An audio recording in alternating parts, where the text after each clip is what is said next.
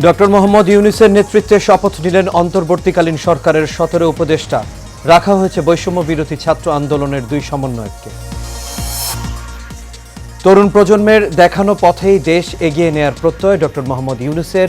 শৃঙ্খলা ফিরিয়ে আনাই প্রথম কাজ।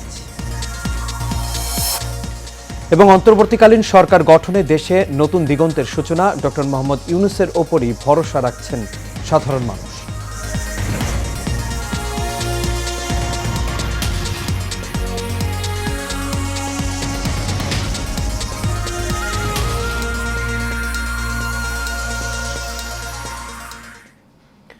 সবাইকে স্বাগত এশিয়ান প্রাইম নিউজে। দর্শক, পুরো সংবাদ জুড়ে আপনাদের সঙ্গে আছি আমি আনোয়ার রাজ। এতক্ষণ শুনছিলেন বিআরবি কেবল ইন্ডাস্ট্রিজ লিমিটেড সংবাদ শিরোনাম। এবার চলে যাচ্ছি পুরো খবরে।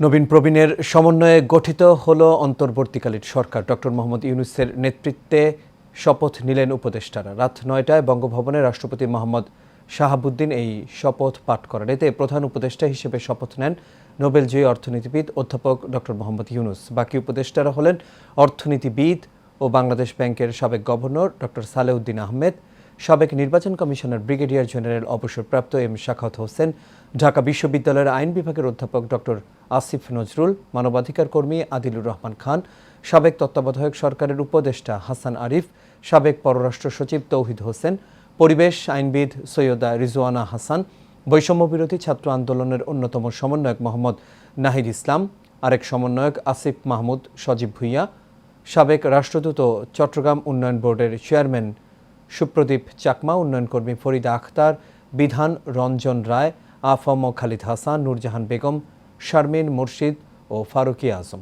শপথ অনুষ্ঠানে 3 বাহিনী প্রধানসহ সামরিক, বেসামরিক, রাজনৈতিক, কূটনৈতিক, সামাজিক সংগঠনের নেতৃবৃন্দ উপস্থিত ছিলেন। এর আগে দুপুরে দেশে ফিরে অন্তর্বর্তীকালীন সরকারের প্রধান উপদেষ্টা শান্তিতে নোবেলজয়ী ডক্টর মোহাম্মদ ইউনূস বলেন, বিপ্লবের মাধ্যমে বাংলাদেশে আজকে নতুন বিজয় সৃষ্টি হয়েছে। তরুণ সমাজ এটা সম্ভব করেছে, তাদের প্রতি কৃতজ্ঞতা জানিয়ে তিনি বলেন, সরকারের প্রথম কাজ হবে আইন শৃঙ্খলা নিয়ন্ত্রণে আনা। কাউসার আহমেদের রিপোর্টে দেখুন বিস্তারিত। পুরো বাংলাদেশের মানুষের আশার বাতি জ্বালাতে দেশে ফিরলেন অন্তর্বর্তীকালীন সরকারের প্রধান নোবেলজয়ী ডক্টর মোহাম্মদ ইউনূস। বিমানবন্দরে তাকে স্বাগত জানান 3 বাহিনীর প্রধান, বৈষম্য বিরোধী ছাত্র আন্দোলনের সমন্বয়ক সহ বিশিষ্ট ব্যক্তিবর্গ। দেশে ফিরে শুরুতেই শিক্ষার্থীদের অবদানের কথা স্মরণ করেন তিনি। এ সময় আবেগ আপ্লুত হয়ে পড়েন নিহত শিক্ষার্থী আবু সাঈদের স্মরণে। এরা এই দেশকে রক্ষা করেছে, এ দেশকে নতুনভাবে পুনর্জন্ম দিয়েছে এবং এই পুনর্জন্মে যে বাংলাদেশ পেলাম, সে বাংলাদেশ যেন অত্যন্ত দ্রুত গতিতে এগিয়ে চলতে পারে, সেটাই হলো আমাদের শপথ। সেটা আমরা রক্ষা করতে চাই, এগিয়ে যেতে চাই। আজকে আবু সাঈদের কথা মনে পড়ছে আমাদের, যে আবু সাঈদের ছবি বাংলাদেশের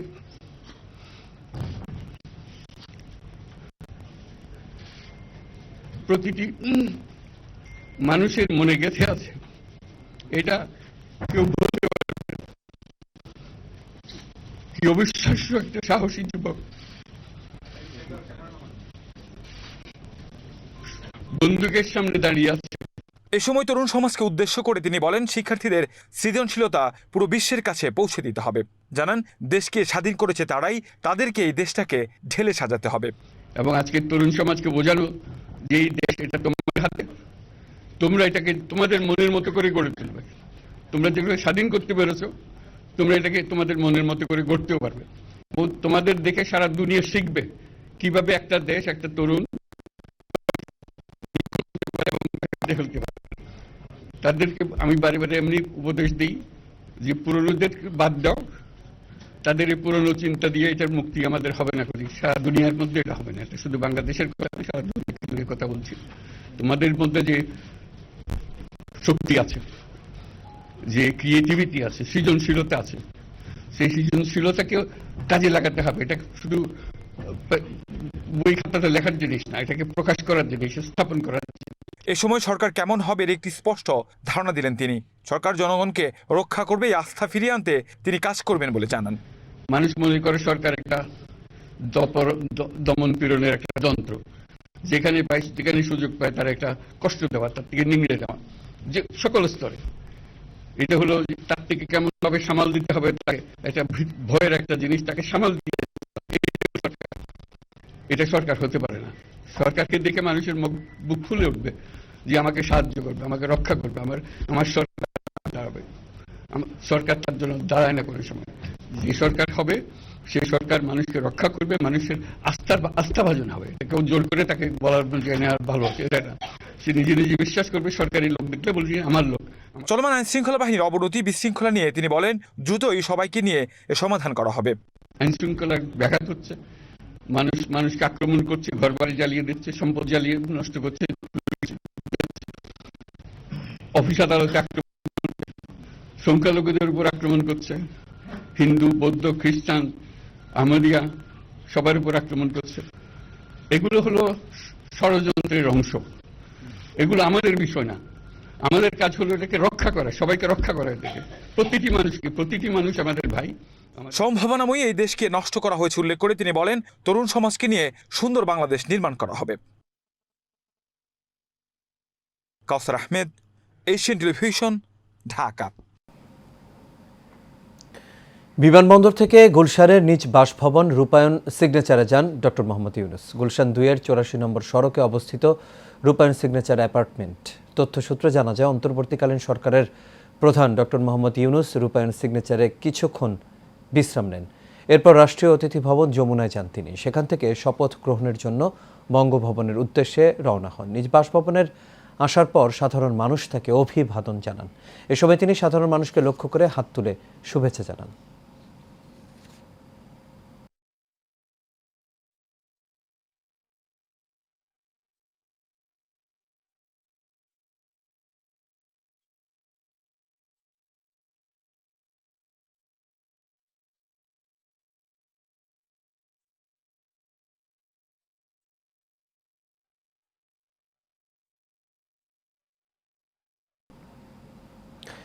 স্বৈরাচার হাসিনা সরকারের পতন পরবর্তী সময়ে দেশের অন্তর্বর্তীকালীন সরকারের দায়িত্ব নিলেন শান্তিতে নোবেলজয়ী অর্থনীতিবিদ ডক্টর মোহাম্মদ ইউনূস। বিশ্বমহলে পরিচিত ও জনপ্রিয় হয় তার নেতৃত্বে দেশের ভঙ্গুর অর্থনীতি দ্রুত সময়ের মধ্যেই ঘুরে দাঁড়াবে, এমন প্রত্যাশা সাধারণ মানুষের। বিস্তারিত মণ্ডল এনামের রিপোর্টে।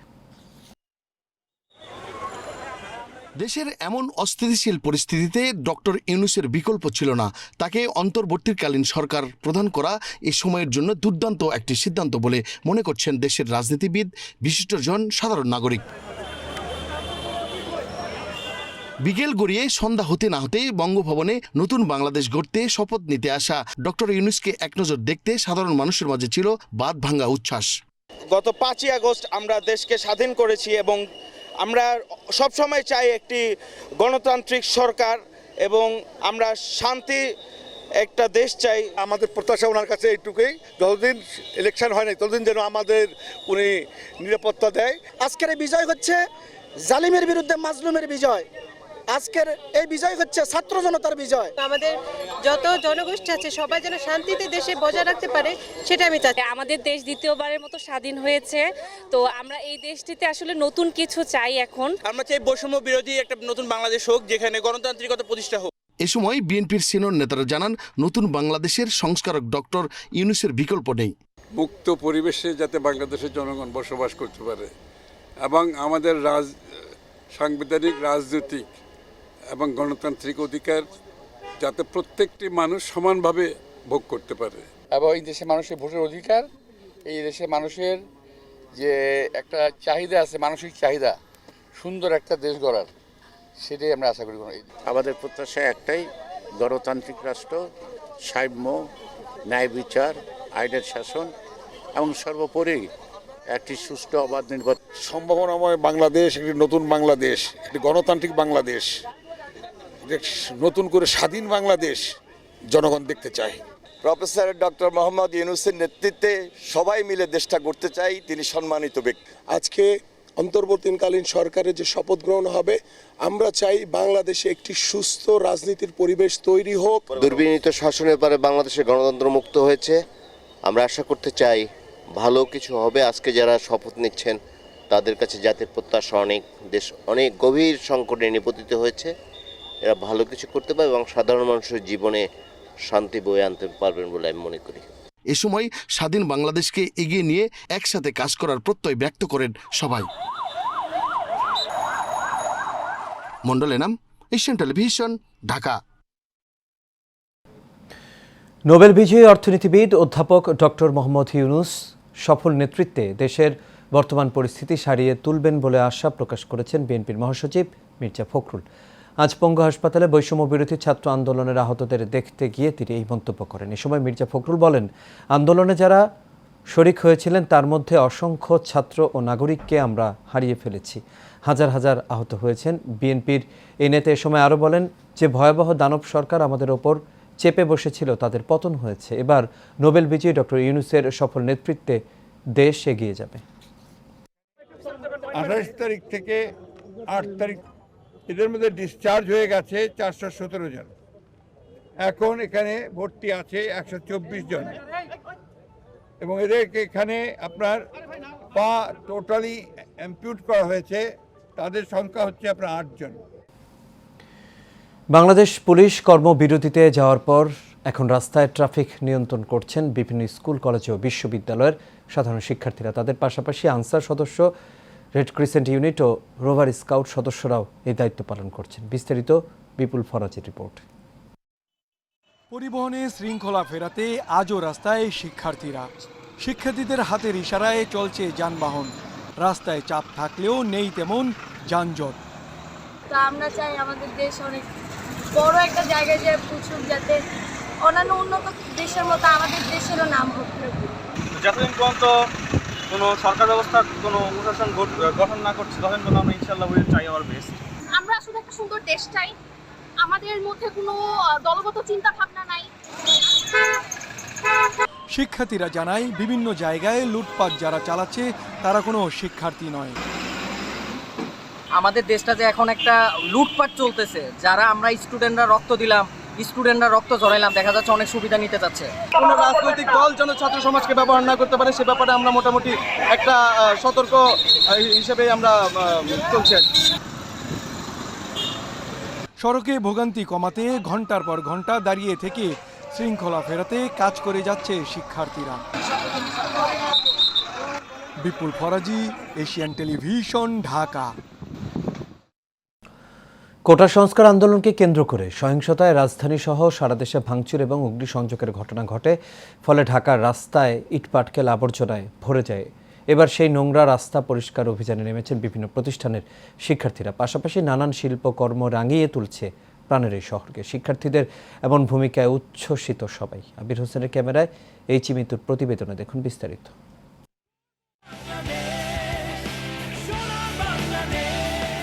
এ যেন এক নতুন বাংলাদেশ, চারদিকে তারুণ্যের জোয়ার। দেশকে ঢেলে সাজাতে কাজ করে যাচ্ছে তরুণ সমাজ। কাঠফাটা রোদে এক হাতে রঙের কৌটো, অন্য হাতে তুলি, মাথা বেয়ে বেয়ে চুয়ে পড়ছে ঘাম, তবুও চোখে মুখে উচ্ছ্বাস শিক্ষার্থীদের। নানা শিল্পকর্মে রাঙিয়ে তুলছে প্রাণের শহর ঢাকাকে। শিক্ষার্থীদের রং তুলির আঁচড়ে করা গ্রাফিতে চোখ আটকে যাচ্ছে শিশু থেকে বয়োবৃদ্ধ সবারই। একই সঙ্গে কোটা আন্দোলনকে কেন্দ্র করে সহিংসতা, ভাঙচুর ও অগ্নিসংযোগে রাস্তায় জমে থাকা ইট পাটকেল এবং আবর্জনা পরিষ্কারেও অভিযানে নেমেছে শিক্ষার্থীরা। মাস্ক, গ্লাভস পরে ঝাড়ু নিয়ে রাস্তায় নেমেছে তারা। কেউ ময়লা কুড়াচ্ছে, কেউ আবার সেগুলো বস্তা ভর্তি করে ডাস্টবিনে ফেলছে। এর পাশাপাশি প্রতিটি ট্রাফিক সিগন্যাল থেকে শুরু করে অলিতে গলিতে যান চলাচল নিয়ন্ত্রণে দায়িত্ব পালন করছেন ছাত্রছাত্রীরা। উদ্যমী তরুণ সমাজ জানালেন, এক নতুন বাংলাদেশের স্বপ্ন দেখছেন তারা, যেটা বাস্তবায়নে নিজেরাই মাঠে ঘাটে কাজ করে যাচ্ছে। একটা সুন্দর, সুশৃঙ্খল, দুর্নীতিমুক্ত একটা বাংলাদেশ দেখতে চাই। ইনশাআল্লাহ সেটা অবশ্যই দেখতে পারবো। যেহেতু আমরা স্টুডেন্টরা নেমেছি মাঠে, তার মানে অবশ্যই সুন্দর একটা দেশ গড়ে তুলতে পারবো, এই প্রত্যাশা। এবার যেন একটা নতুন বাংলাদেশ হয়, যেখানে কোনো দুর্নীতি হবে না, যেখানে আমরা বাক স্বাধীনতা পাবো, আমরা কথা বলতে ভয় পাবো না, আমরা সুন্দরভাবে স্বাধীনভাবে চলাফেরা করতে পারবো, এরকম একটা বাংলাদেশ চাই আমরা। শিক্ষার্থীদের এমন উদ্যোগে প্রশংসা করছেন পথচারীরা। সচেতন নাগরিকরা বলছেন, শিক্ষার্থীদের কণ্ঠের ক্ষিপ্রতা বোঝার এখনই সময় নীতি নির্ধারকদের। তাদের মনস্তন্ত্র বুঝেই দেশ গড়া শুরু করতে হবে সংশ্লিষ্টদের। H A Mitu, Asian television, Dhaka. এবার সারা বাংলার খবর। জামালপুর জেলা কারাগারে গোলাগুলির ঘটনা ঘটেছে। আগুন দেয়া হয়েছে বিভিন্ন স্থানে। এ সময় 3 জন কারারক্ষী আহত হন। দুপুর 2টার দিকে জেলা কারাগারে হামলা করে একদল দুর্বৃত্ত। এ সময় গুলি চালায় নিরাপত্তারক্ষীরা। খবর পেয়ে সেনাবাহিনীর সদস্যরা পরিস্থিতি নিয়ন্ত্রণে আনেন। এই ঘটনায় আহত কারারক্ষীরা হলেন রকুনুজ্জামান, সাদেক আলী ও জাহিদুল ইসলাম। 8 শতাধিক বন্দী রয়েছেন এই কারাগারে।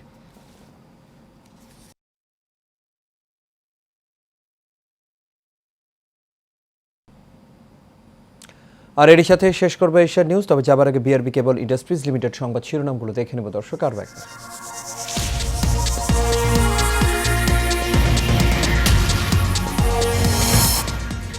ডক্টর মোহাম্মদ ইউনূসের নেতৃত্বে শপথ নিলেন অন্তর্বর্তীকালীন সরকারের 17 উপদেষ্টা। রাখা হয়েছে বৈষম্য বিরোধী ছাত্র আন্দোলনের 2 সমন্বয়ককে। তরুণ প্রজন্মের দেখানো পথেই দেশ এগিয়ে নেয়ার প্রত্যয় ডক্টর মোহাম্মদ ইউনূসের। শৃঙ্খলা ফিরিয়ে আনাই প্রথম কাজ। এবং অন্তর্বর্তীকালীন সরকার গঠনে দেশে নতুন দিগন্তের সূচনা। ডক্টর মোহাম্মদ ইউনূসের ওপরই ভরসা রাখছেন সাধারণ মানুষ।